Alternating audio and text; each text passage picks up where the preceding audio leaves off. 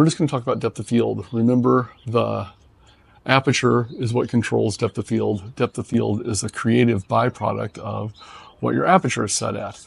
Your aperture is the size of the opening of your lens.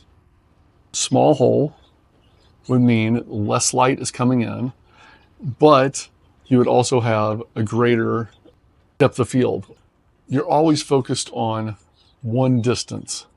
So from the camera to whatever the subject is, that's a distance. What your depth of field is how much is kind of in focus in front of that distance and beyond that distance. And then it gradually goes out of focus.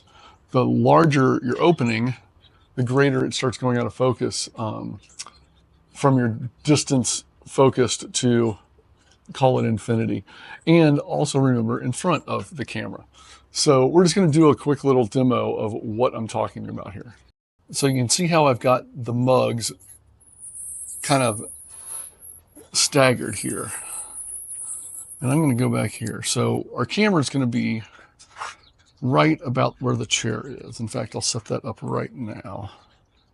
So camera to there. Perfect. So here's what we have going on. I'm using a 50mm lens. And you can tell that the background is out of focus.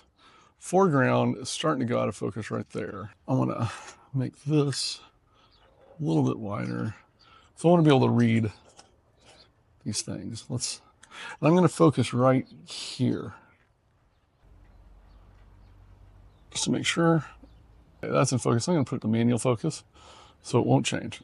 Notice I'm at ISO 400, f4 at a 30th of a second, and that is right at 0. I take the picture, and then I look at it. What we see is that is in focus. This, on the other hand, is out of focus. That's a little bit in focus, but this is definitely in focus. I'm going to change my aperture to f22. As I change my aperture, watch it's getting darker. So I'm letting in less light. So f22, and that's almost black because I'm like 4 or 5 stops darker. I have to change my shutter speed.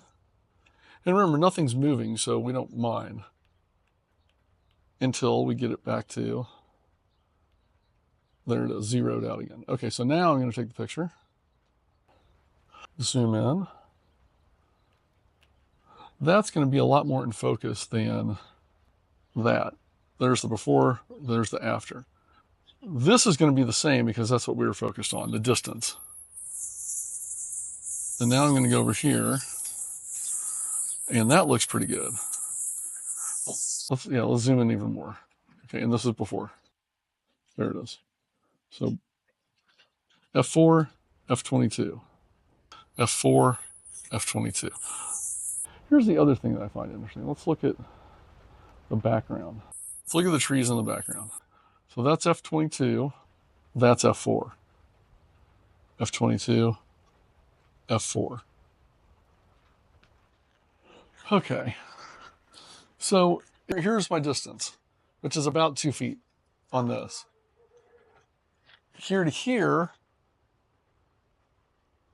there's maybe that much difference, and then from here to here, that much difference. So you've kind of like, it always doubles.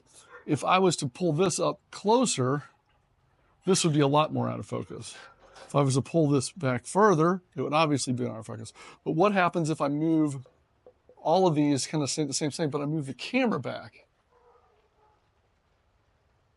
Now, the distance from here to here and from here to here isn't that much different. So this has a tendency, and this to this has a tendency to be more in focus now that the camera's further away. The reason I say that is when you're photographing like a landscape and everything's kind of off in the distance, you don't necessarily have to use a deep depth of field because what you're focused on is so far away that anything beyond that more than likely is going to be in focus also. because you're not that close to what you're focusing on. That focus distance is really far.